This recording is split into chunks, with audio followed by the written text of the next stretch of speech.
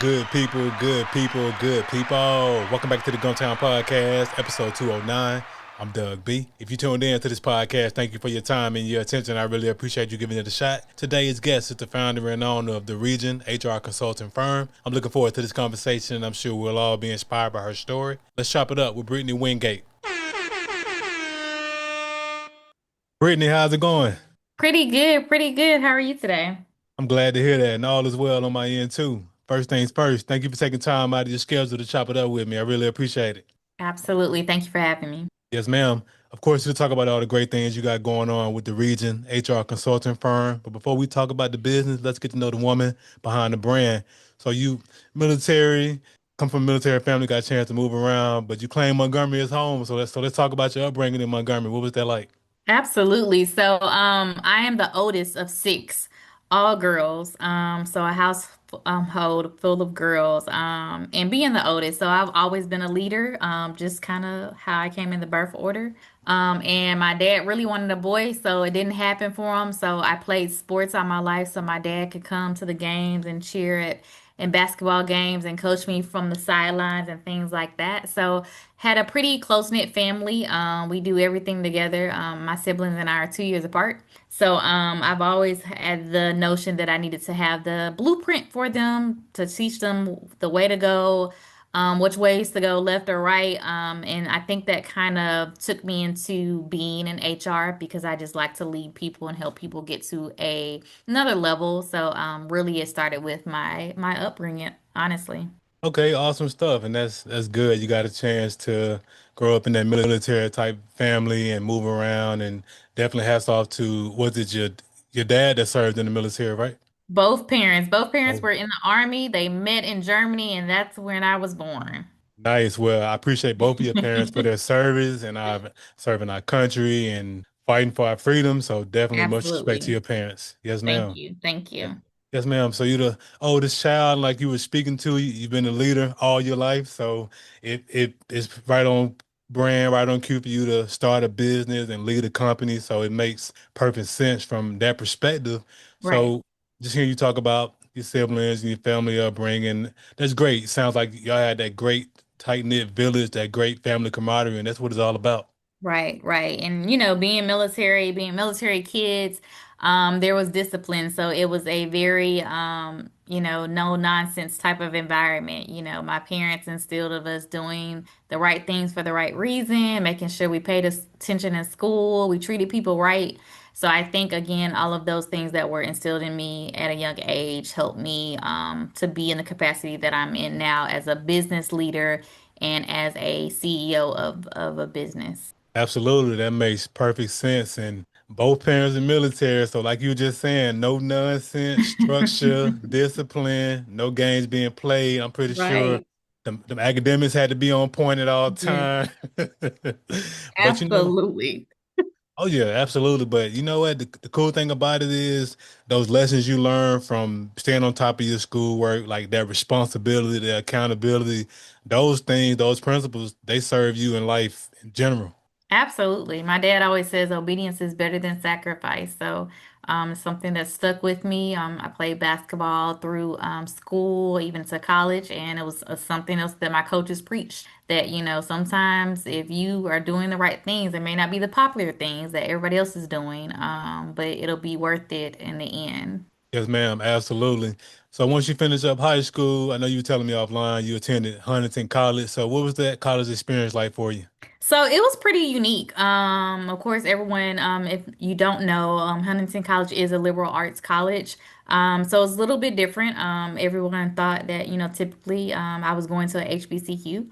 I love my HBCUs, but I also wanted to do something a little bit different. The focus there was really on more of the liberal arts side of it. So it was like you had to actually, before graduating, you had to get 18 hours of different religions. So it kind of gave me like a full range of just the world in different classes that I was mandated to take outside of my actual major.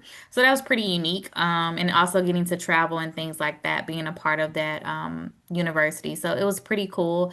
I got my undergrad in business administration, which was kind of starting me into wanting to be an entrepreneur and a business owner by getting that degree because we actually had to come up with the full mock-up of a business, and that was part of our final grade before graduation. So it was pretty cool. Played basketball, got that college life experience, and then didn't have to pay to stay on campus because I lived in the city, but I still got the experience. So when I wanted to get away from the house, I can come on campus and get that full college life experience. Okay, good stuff. That's great. You got a chance to go to Huntington and experience that. And like you were saying, in terms of people probably were expecting you to go the HBCU route, but you decided to go a different path. And there's nothing wrong with that. You have to go the path that makes the most sense to you. And I mean, that's what it's about, finding those things that fulfill you and that make you happy. And just hearing you talk about your experience at Huntington sounds like you don't regret that decision to go to Huntington. Not at all. Definitely, I've built a lot of networking from graduating from Huntington. A lot of individuals that I wouldn't have never thought in the world actually went to Huntington, and they did. So I made a lot of connections, and it was just the right fit for me. Again, being a very homebody, close to my family. I was gonna have that separation piece. So I still got to see my family enough and then still get that experience of being a college student. So it was the best of both worlds for me. Yes, ma'am. Awesome stuff. Awesome stuff. So I know you were saying while you were at Huntington, you got a chance to travel while you were in the and while you were studying at Huntington. So what were some cool places you remember traveling to while you were in school? So, of course, in sports, we traveled regardless. We played various teams throughout the states. But also at Huntington, you get to go on a travel trip at the end of like your junior or your sophomore year. So Puerto Rico was mine. So pretty cool. Got that experience. A lot of people, they had some other ones that came up that I didn't get the opportunity, but they've been to Ireland and different places like that. So Huntington gives you that full range of if you want to, study abroad, you kind of get to the cheat code where they allow you to go on a trip first to try it out. Before you decide to actually go practice or go study more so after you graduate.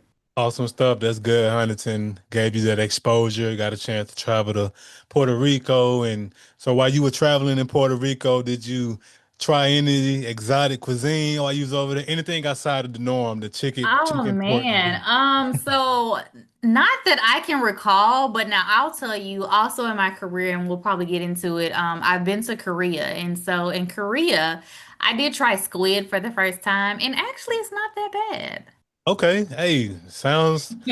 sounds. I mean, hey, if you're in Korea and that's what they're known for, I mean, ain't nothing wrong with Yeah, it's stepping not outside the bad. box. It's not bad. Just a little seasoning and you're good. Right. No, that's perfect. I mean, and like that's really what it's about, getting the most out of those experiences, like traveling overseas. I mean, I trust me, no judgment here. If I was in Korea and squid was on the menu, I'd be like, hey, let me just see what it's talking about, you know? Absolutely. So that's good. So you got a chance to travel a few places, play some sports, and get your schooling Yeah. done at Huntington. Went on and got your master's at Troy, and now present day, the founder and the owner of the Region HR consulting firm. What you got going on over there? So we are moving and shaking. Honestly, I'm proud to say that we are the first minority-owned, women-led HR consulting firm here in the city of Montgomery. So pretty pivotal, legacy building is where I'm pretty much driven. So being the first, you get to kind of set the foundation for everyone that's going to come after us, this firm. So we are making sure that we touch every business. We have a huge focus on small businesses, making sure that they're in compliance, that they're doing what they're supposed to do with their employees. Because oftentimes I think small businesses they get into business because they're excited they can do or provide a service, but then they forget about the compliance things. They forget about how to treat the people that they hire on, and then they lose it and end up closing their businesses. So I wanted to make sure that we can help the small businesses maintain and retain the people that they bring on. And then also we work with mid-sized and large organizations that just haven't gotten it right or they need some assistance and we come in and help, train their HR departments or take over their HR departments. So we're touching a lot of different businesses in various industries and having fun while doing it. That's amazing stuff. And just hearing you talk about what you all got going on. And of course, just from doing my own due diligence just on the website, like I think it's awesome that you're in this space of specializing in helping employers manage their most valuable resource, as you said on your site, the workforce, because Yeah. at the end of the day, businesses, people run businesses and you need good people in place to make sure your business stay afloat. And I know these days AI is the new trending topic, and yes, AI has a lot of great things, a lot of great capabilities, but I think in the end, you will always need people, the right people in place, and you'll need to know how to manage those people. So it sounds like that's what you all are coaching businesses on how to do. Absolutely. And just to speak to AI, AI is a tool just like anything else. So with a tool, you have to have something on the other side of that. So people have to make sure that they understand that, it is a tool to be utilized by people. So what you put in is what you get out of it.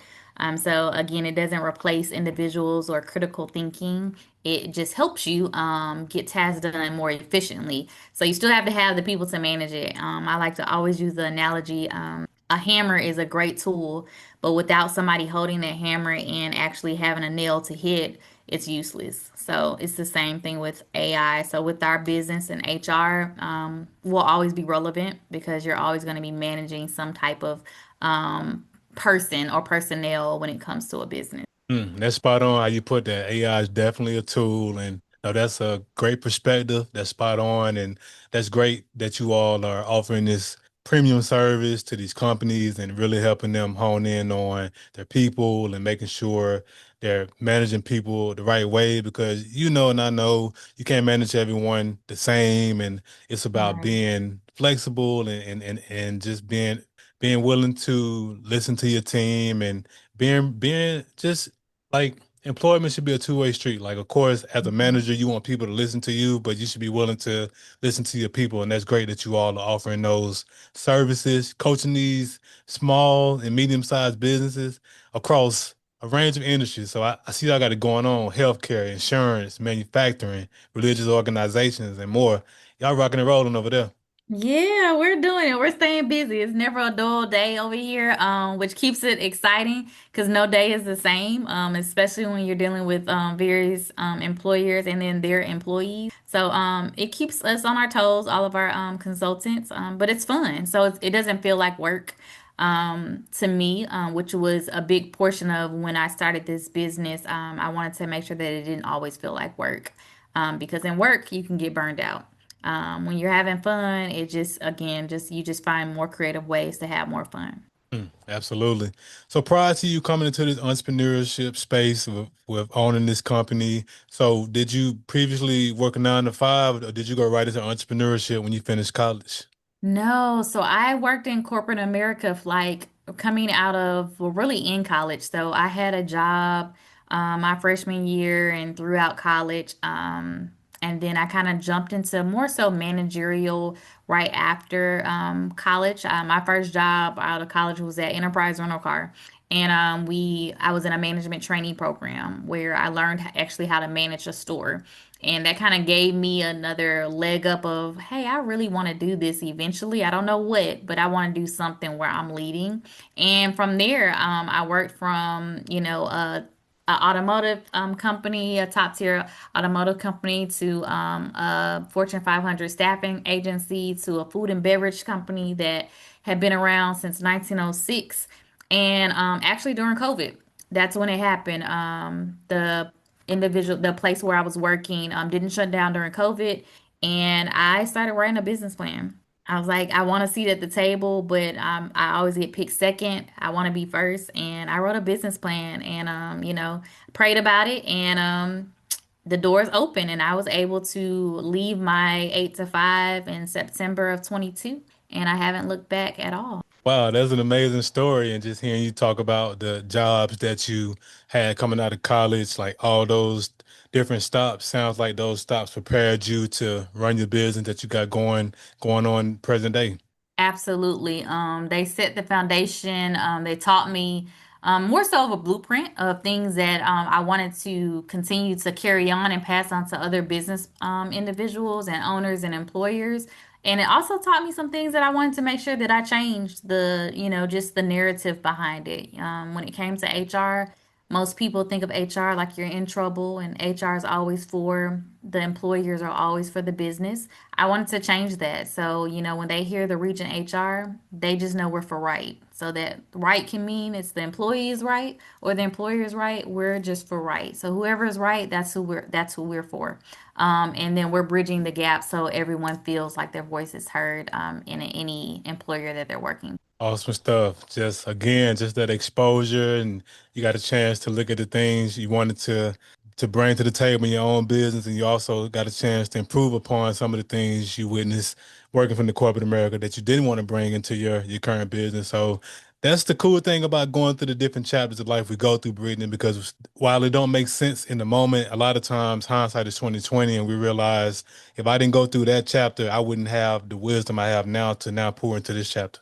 Absolutely. That is so true. Because a lot of people think about, well, why did I have to deal with that? Or why did I have to go through that at that employer? And then when you look back, you're like, now I'm strong enough to deal with this little situation. It's not even that a big of a deal. So I definitely appreciate all of my challenging moments in corporate America because they have really, really made me into the woman that I am in this seat where I'm not shy at all. I'm pretty confident when I go into any boardroom with males or women that may be older than me or have been doing it longer than me. I can stand tall with the best of them. But that's only because that I was able to use my challenging moments from corporate America and to bring that into my business. Yes, ma'am. Powerful stuff. So I'm big into brand names and the origins of brand names. So what's the inspiration behind you naming your company The Region, HR Yeah, consulting firm? Yeah, so more so it was really like when you think about the region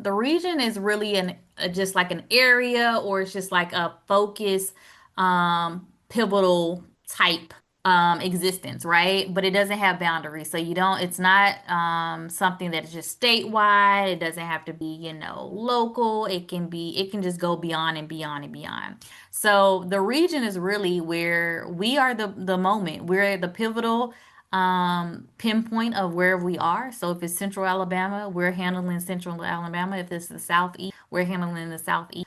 So I didn't want to put any boundaries on this HR firm. And so it was very simple. It was the region. So when you hear us, we're it. We're in your spot and we're handling. I like that. You don't want to put yourself in the box. You want to let them know we the region, wherever we be, whether it be Alabama, Georgia, Florida, we the region. I like Yeah, that. that's it. So we're part of wherever we are, we embody their area. And so that's where the name came from. Okay, makes perfect sense. Very organic way how you came up with the name and definitely understand the significance behind it, and that's amazing. So, whenever I have entrepreneurs on the platform like yourself, I like to talk about three things: the aha moment, action, and audacity.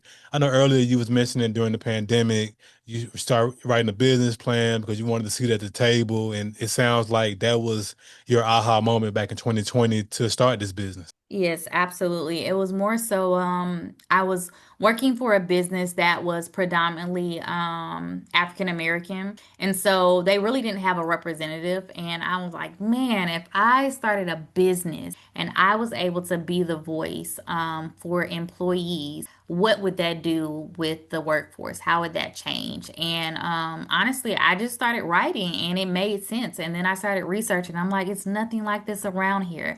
They have certain things like staffing agencies, but it's nothing like a one-stop shop HR firm. And I can do it. And so once I had the confidence just to go ahead and move forward with it, I did. I pitched it to a business mentor out in Texas, and she said, if you got the confidence, I support you 110%. Go for it. And I did. I went forward with it. Yeah, that's powerful right there that you had the awareness to see, hey, there's no business of this type around, so I want to be the trailblazer and start this type of firm, this type of business, and that takes a lot of courage and a lot of audacity, and I just got to commend you for being willing to step out there and trailblaze. Thank you. If you think about it, everybody else done it. All the new businesses that have been around for decades and decades, somebody had to have an aha moment, like you said, and just say, "Hey, I want to be the first to kind of create the path for everyone behind me." And so I wanted to be a part of that history by starting something that I know others will follow. years beyond me. Absolutely, absolutely. That's powerful stuff. So from the time you had the initial aha moment, it's just hearing you talk about from an action perspective, you was already writing the business plan. So from an action perspective, it sounds like it didn't take you a lot of time to come up with a name and get an LLC and all that situated. Not at all. And you'll be surprised. A lot of everything that I did with this business was from pure research. Literally, it was, I didn't have someone coaching me like, hey, you need to go get a business account here. You need to go make sure you got a name and make sure you have an EIN. And all, I had nothing. I researched every bit of the business of how to create this into what it is now. So for people that are aspiring, you don't have to have a business coach. It's good to have one, but if you want to have start something, research, and then ask your questions, but research. And that's what I did, and it made sense. And once I started, researching, I got the EIN and other things that I needed to have in place, and putting my articles of formation in place, and it just didn't stop from there. I was able to keep going. And then I was able to solicit help from other business owners and things like that. But I did a lot of the groundwork, which again makes me appreciate it more being the owner of looking back of when I started that, I really did all the work. Yes, ma'am, absolutely. And those are just those moments to look back on whenever you're in business and you're having hard days. Just always remember you're trailblazing in this space for this type of business. You did a lot of the groundwork on your own. So it's just something to look back on, like whenever you're having those tough days and you may have a task that may appear to be tough on the surface, but always remember like you can do tough things because you've already done it. Absolutely, that's so true. I Yes, don't have to ma'am. worry about somebody trying to motivate me. I can motivate myself by looking back over those long nights or those days where I was waking up early and working super late to bring this dream to fruition. Yes, ma'am. Absolutely. Powerful stuff. So that audacity, that last portion, audacity is one thing to have an idea. It's another thing to put action behind it. But to Mhm. put it out to the world to be praised or criticized, where the audacity comes in my opinion. Hearing you talk, you gave yourself that courage, that audacity to not only start the business and trailblaze this type of business, but to put it out to the world to be praised or criticized. Absolutely. And the one thing about what I've learned in business as a business owner is to give yourself grace. You're going to have people that are going to criticize your business and criticize the work that you're doing, for multiple reasons. And some reasons could be because they could not do the same thing with their business or be at that level. So you take it with strides. You take what you can out of criticism, and use it to be have more stepping stones. And what you can't use, you put that in behind closed doors and you keep it moving. A train doesn't go backwards, it moves forward. And so that's what I kind of learned just kind of in business.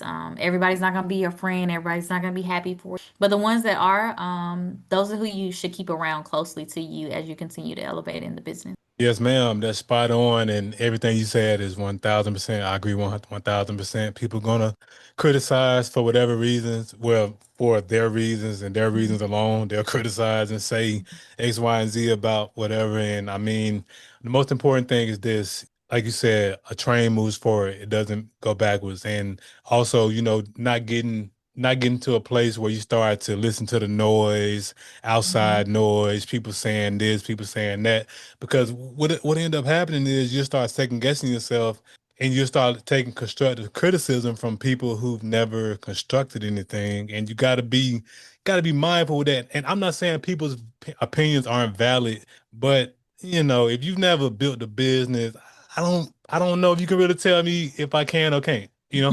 Right, right. I mean, it's just one of the things. So that's good that you have that mindset. You keep your eyes on the prize, you forge ahead, you're not worried about criticism. You're like, hey, this is my idea. God gave me the vision, and what I do with the vision is my gift back to God, and that's how we do it. Absolutely. John Maxwell always says bet on yourself. So I bet on myself every time, win, lose, or draw. Yes, ma'am. Spot on. So with you being a full-time entrepreneur, founder, CEO, owner, running the company, and so with all this on your plate with running the business, like what do you do to decompress, get away from the hustle and bustle? Yeah, so I like to just disconnect. So I like going to the gym. I like, hanging out, listening to some good music at a good lounge. I just enjoy life, being with my family. And I also like writing, so that's another good way to just separate and decompress from everything that's going on. And then also, lastly, I like pouring into people.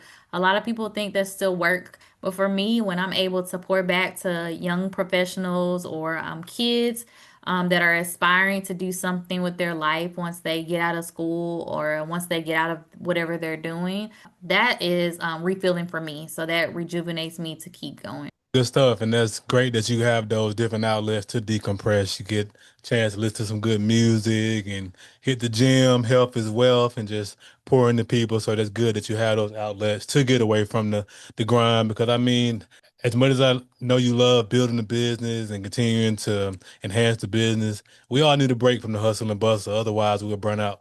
Absolutely, so true. And that's what you don't want to happen when you own a business because people rely on you. I have Mhm.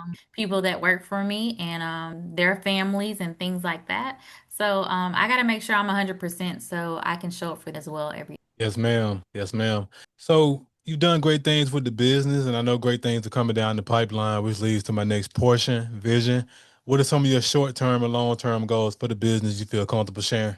Yeah, so simply for short term, we want to make sure that we touch as many businesses locally here in the city of Montgomery. Like I said, I think sometimes businesses get a bad rap of, people just complain about small businesses not doing this or not doing that. And it's not, and it may not be because they just are not doing it. They may not know. So, this firm is really passionate about educating small business owners on the things that they need to do and helping them be able to do them from a cost effective way where it doesn't break down their business. But also, they can also be competitive with those medium-sized businesses because they are doing that and being more competitive.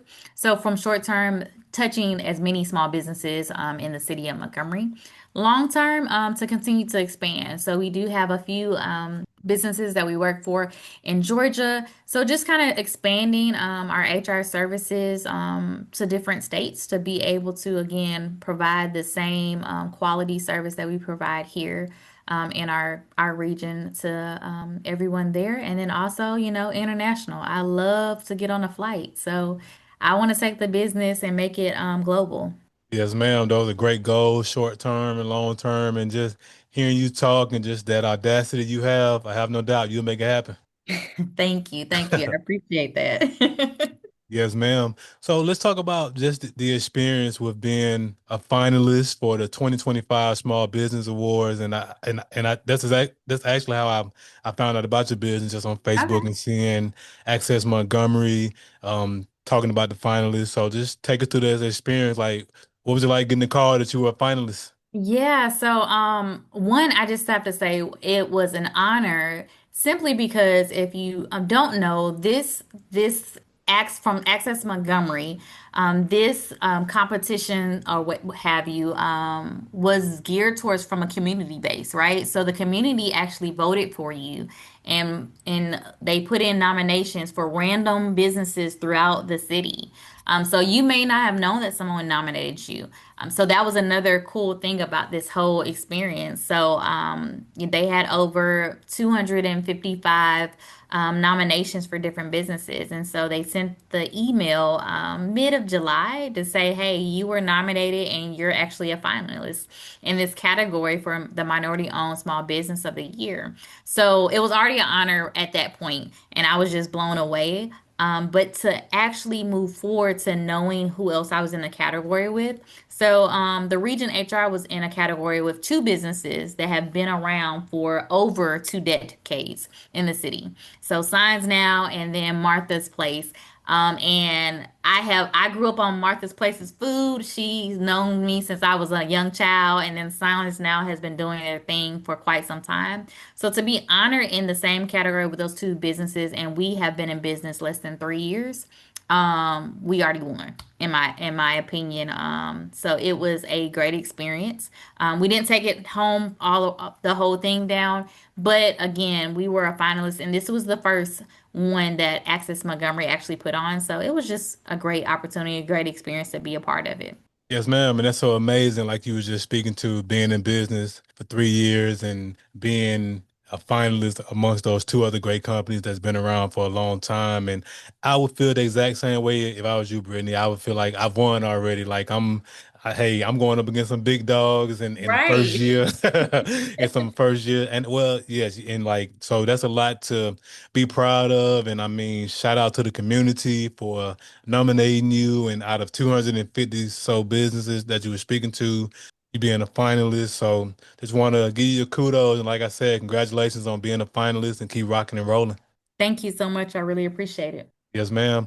So as we wrap up the podcast, I want to ask $1 million question. So I started the podcast because I wanted to highlight the greatness connected to the city of Montgomery. Whether you were born here or lived here for a significant period of your life, be it college, military, or work, you being a hometown hero. Brittany, I got to ask you, what do you appreciate the most about the city of Montgomery? I appreciate the growth of the city. And I'll just do a little plug. I'm the vice president of the Mayor's Young Professional Council. So I get the opportunity to work in the city and be able to talk to young professionals on a daily basis about why they should stay here after they graduate. So I like to tell people, any city that you live in is what you make it. So if you harp on the negative things that happen, is negative things that happen in every city. But if you harp on what's going on positive and what you're contributing to that positiveness of that city, then you're winning. And I'm living proof of that. You know, I started a business that has never been started in this city, and I'm thriving, doing well. Nothing's ever been cut off. I haven't missed a meal since starting my own business. So you can do it. So I really appreciate the growth and the opportunities that the city does provide. Yes, ma'am. The city is definitely growing, and people like yourself trailblazing and bringing these great companies, bringing them to fruition. And appreciate you for sharing your insight just about the city's growth and all the great things you have going on. So, Brittany, how can the people connect with you? What are your social media handles and website? Yeah, absolutely. They can find us on all social media handles at the Region HR, and also LinkedIn. The Region HR is the same. Website www.theregionhr.com. Also, you can email us at info@theregionhr.com. But really, just type up in Google the Region HR. We will pop up first because we are the first. So you can find us that way as well. Too easy. And of course, I'll put all of that information in the description of the episode. Hey, Brittany, thanks again for the conversation. I really appreciate you. Thank you so much. Thank you for having me. Yes, ma'am. Good people, that concludes another dope episode of the Gumptown Podcast. In the meantime, in between time, y'all know what to do. Be blessed, be safe, but most importantly, have the audacity to be you.